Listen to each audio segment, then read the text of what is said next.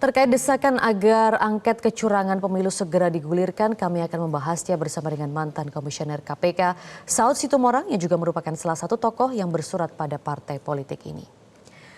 Bang Saud, terima kasih atas waktunya di Metro hari ini. Jadi benar ya Bang, surat tersebut. Nah, ini bisa dijelaskan secara singkat inti dari surat permohonan hak angket itu?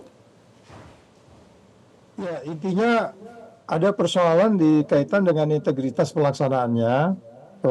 Dan itu sudah sangat kasat mata kita dengar mulai dari awal, mulai dari sejak proses apa yang kita sebut sebagai pendaftaran kontestan juga, baik itu di Pileg dan Pilpresnya juga bermasalah, dan itu semakin nyata adanya penyimpangan-penyimpangan itu, baik itu dikatakanlah dilaksanakan oleh penyelenggara sendiri dalam ini Electoral Committee dan pemerintah, yang intinya adalah mengkhawatirkan kita kalau ini tidak dilakukan pengawasan atau penindakan lebih lanjut, baik yang lebih kompeten dalam ini adalah partai politik sebagai yang memiliki perwakilan di MPR, di DPR, dan ini akan membuat kita semakin sulit untuk paling tidak 15 tahun ke depan.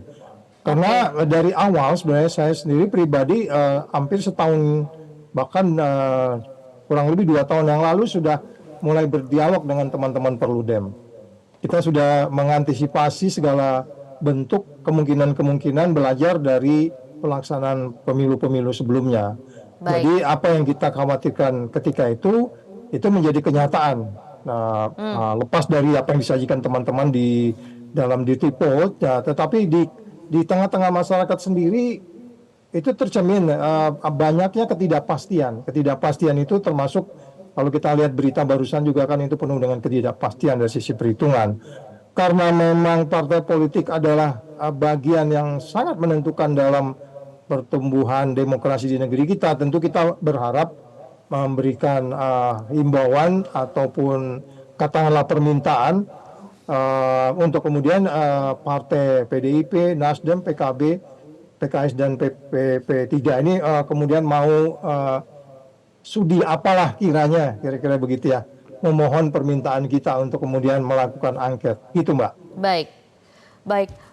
Bang Saud, apa yang membuat sejumlah ahli dan tokoh masyarakat ini sampai bersurat ke partai politik? Memang kita tahu banyak yang terjadi sebelum dan juga saat proses pemilu ini, tapi apa, di titik mana Bang yang paling diresahkan dan sampai bersurat ke partai politik ini, apa yang menjadi penyebabnya? Sebagaimana kita ketahui, ujung dari Pileg dan Pilpres ini kan membangun sebuah check and balance antara eksekutif dan legislatif. Dua-duanya bermasalah, bahkan di eksekutifnya lebih. Baik itu apa yang kita sebut sebagai bagaimana kemudian bisa kita harap untuk membangun negeri yang bebas konflik kepentingan. Tentu itu kan sejak awal diwarnai dengan konflik kepentingan. Jadi yang paling memberatkan adalah sebenarnya bagaimana kita bisa menghasilkan sebuah iklim pertumbuhan demokrasi yang sangat sulit, karena indeks persepsi korupsi sangat kaitan dengan apa yang dinilai oleh Paritas Demokrasi, which is kita dapat angka 24, dan itu kan dinilai sangat luas, baik dari Electoral Committee-nya, baik itu dari majority-nya juga termasuk. Jadi ada sisi lain juga kehadiran masyarakat di kotak suara, walaupun kehadiran itu sudah seperti apa yang kita lihat. Nah, kemudian kehadiran mereka di-dismiss atau dihilangkan atau dinegasikan hanya karena ada kepentingan-kepentingan yang ingin melanggengkan kekuasaan, dan tentu itu adalah bagian yang sudah juga menjadi perhatian dari pihak-pihak dalam hal ini kelima partai politik yang kita sudah sampaikan permohonan kita. Jadi apa yang kita sebut sebagai perlunya kemudian melakukan penyelidikan tentang apa yang dilakukan oleh Electoral Committee dan pemerintah, ini semuanya akan menimbulkan atau menghasilkan sebuah kepercayaan baru terlebih kepada pemerintah, dan dalam kaitan tata gaul internasional tentu itu menjadi lebih akan menentukan. Jadi sekali lagi apa yang kita sebut sebagai kecurangan yang harus ditolak untuk pemilu 2024 ini itu menjadi concern kita di civil society, yang walaupun hanya katakan saya ulangi hanya 50 orang yang tanda tangan, tapi saya pikir more than dari 50, dari jangan dianggap jumlah itu hanya as it is, jumlah. Iya. Kita melihat sehari-hari keluhan di media dan seterusnya, jumlahnya tentu akan lebih banyak kalau kita memiliki waktu yang Oke. cukup untuk menghimpun tanda tangan. Gitu, Mbak. Bang Saud, sudah adakah tanggapan dari partai politik? Ada beberapa kita tidak bisa sampaikan, teman-teman beberapa diantaranya sudah face to face, penandatangan diantaranya sudah melakukan face to face dengan beberapa partai, dan saya pikir saya belum bisa menyampaikan di sini.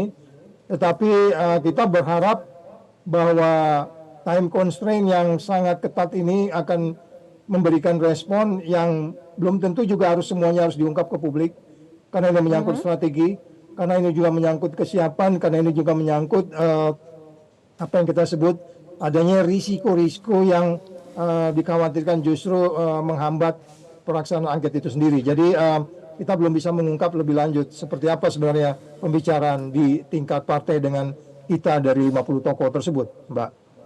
Baik, Bang Saud, menurut Abang ya memang termasuk salah satu tokoh masyarakat yang ikut bersurat ini. Seberapa mendesak hak angket digulirkan? Ini kan menyangkut kehidupan orang banyak ya. Bahkan kita bisa menyampingkan segalanya kalau ini menyangkut keselamatan. Kalau ini menyangkut masa depan, kalau ini menyangkut kehidupan. Jangan lupa nanti kita juga akan produk di pemerintahan ini akan melihat bagaimana pemerintahan ini dijalankan. Bagaimana kalau kita bisa bayangkan kalau ini kita bisa selesaikan dalam tempo yang pendek atau tempo yang singkat, adanya ketidakpastian dari pihak-pihak yang berkontestasi, sehingga kemudian kita berharap kelima partai politik yang memang memiliki eligibilitas dan memiliki integriti untuk kemudian melakukan check and balance atau melakukan penyelidikan seperti apa pemilu 2024 ini dijalankan, itu menjadi penting. Sebab kalau kita katakan hasil dari sebuah produk itu adalah pemerintahan yang legitimate, pemerintahan yang mampu mengedepankan prinsip-prinsip kepentingan masyarakat banyak daripada kepentingan kelompok dan pribadi.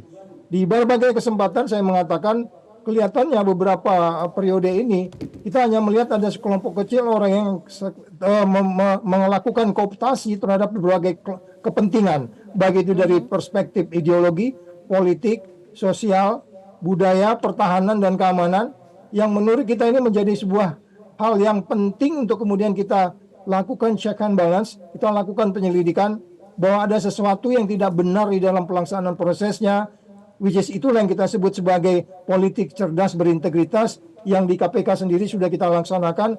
Kita bahkan melakukan katakanlah diskusi terhadap kurang lebih pada semua partai politik sejak tahun 2012. Dan kita intensify pada 2019. Dan itu semua gambaran-gambaran apa yang kita lihat hari ini, itu sebenarnya sudah kita estimasi. Oleh sebab itu ada yang kita sebut sebagai politik cerdas berintegritas itu, ada agendanya, ada tahapan-tahapannya, yang kelihatannya sangat jauh dari harapan kita. Dari itu sisi lain daripada perspektif pemberantasan korupsinya, Mbak. Baik, Bang Saud, jika memang begitu, apakah Bang Saud melihat hak angket ini bisa menjadi upaya untuk membongkar praktek dugaan kecurangan pemilu? Ya, tentu akan ada banyak detail-detail.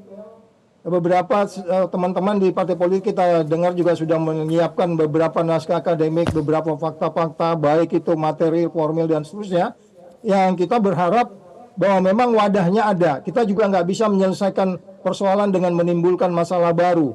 Kita menyelesaikan persoalan dengan tools yang ada, dengan equipment ada, dengan sarana yang ada, dengan prosedur yang ada, dan prosedur itu adalah diangket. Dan untuk itu kita berharap, kita berpikiran positif, lepas dari segala macam upaya yang belakangan ini disebut sebagai setrum menyetrum, kita ignore saja dulu itu, karena ada yang lebih prioritas saat ini untuk segera menemukan siapa sebenarnya yang paling bertanggung jawab dari carut-marut pelaksanaan atau pemilu yang curang yang harus kita tolak ini. Gitu, Mbak. Baik, Bang Saud, terkait dari hak angket ini sendiri, apa sebenarnya yang paling penting, Bang, yang harus kita bersama-sama kawal? Ya, sebagaimana kita ketahui, demokrasi itu disusun dengan tahapan-tahapan. Demokrasi itu disusun dengan sistem. Demokrasi itu disusun dengan mekanisme yang teratur. Demokrasi itu disusun dengan struktur yang teratur. Kemudian juga mekanismenya. Kalau itu dilakukan justru dengan upaya-upaya yang terstruktur dan diupayakan dengan masif dan diupayakan dengan cara-cara yang masif, tetapi dengan cara-cara yang kita anggap penuh dengan kecurangan, tentu itu harus kita selesaikan. Karena bagaimanapun kan kita ingin menghasilkan pemerintahan yang legitimate. Pemerintahan yang tidak legitimate itu akan menimbulkan selalu noise dan kemudian sudah hampir dapat kita pastikan dia tidak akan bisa menjalankan pemerintahan dengan situasi yang kita sebutlah nyaman di masyarakat yang memilihnya. Oleh sebab itu kita perlu penjelasan keterangan sebenarnya apa yang terjadi. Karena banyak sekali mosaik-mosaik atau gambaran-gambaran, potongan-potongan informasi, katakanlah beberapa diantaranya masih perlu cross-check ulang, perlu diklarifikasi, perlu dikonfirmasi, dan tempatnya tentulah di tempat diangket itu. Itulah wadahnya, dan itu yang kita akui sebagai sistem hukum di negeri kita. Jadi kalau kita katakan apa yang sebenarnya diragukan adalah ini persoalan pemerintahan yang legitimate, yang kemudian menimbulkan keraguan sejak mulai pelaksanaan, penyusunan, bahkan menyusun peserta-peserta yang ikut kontestasi sudah banyak masalah dan ujungnya tentulah hasilnya bermasalah. Apa yang disebut orang sebagai garbage in, garbage out. Itu sebabnya sekali lagi kita harus membersihkan semua noise-noise sampah-sampah itu. Baik. Satu lagi mungkin Bang, dengan kondisi yang ada saat ini, dengan dinamika yang terjadi di partai politik saat ini, karena kita tahu misalnya ini pernah dibahas di sidang paripurna DPR perdana setelah masa reses mereka, tapi tidak ada tanggapan begitu. Nah, dengan dinamika yang ada saat ini, apakah Bang Saud masih optimistis hak angket ini bisa digulirkan, Bang? Saya masih beranggapan ada small signal yang meyakinkan saya bahwa kelihatannya walaupun agak terlambat, ada kesadaran yang muncul dari kita semua bahwa ada sesuatu yang salah di proses 9 tahun belakangan ini yang kita biarkan begitu aja. Ya, beberapa orang tentu sangat peka. Saya dari perspektif anti korupsi sangat peka untuk itu. Korupsi itu sedemikian tebalnya sebenarnya. Pada bagian lain kita tidak peka di situ. Sampai akhirnya ini patah, korupsi itu patah. Baru kita yakin bahwa memang ada sesuatu yang tidak baik. Oke, itu sudah katakanlah terlambat atau apapun. Tapi kita semua tidak boleh lagi menyalahkan siapapun. Tapi kita mulai saatnya sekarang untuk men-zero setting. Kita mulai lagi dari nol sekali lagi. Oleh sebab itu kita berharap kepada semua tokoh-tokoh di 5 partai politik yang kita minta itu untuk turun kembali. Please, untuk melihat Indonesia seobjektif mungkin. Se-free konflik on interest sejauh mungkin. Jadi sejauh mungkin jauh dari konflik. Tapi kita melihat kepentingan lebih jauh ke depan. Untuk 10-15 tahun ke depan. Jadi saya optimis walaupun ada sedikit dinamika yang katakanlah macam-macam ada mewarnai di balik ini. Apakah itu dalam kaitan bargaining, tukar-menukar. Tapi saya melihat ada sinyal yang strength, sinyal yang kuat. 5 partai ini akan sepakat untuk kemudian sekali lagi mencoba membangun Indonesia yang berintegritas. Gitu Mbak. Baik, mantan Komisioner KPK Saud Situmorang, terima kasih atas informasinya di Metro hari ini. Jelajahi cara baru mendapatkan informasi. Download Metro TV Extend sekarang.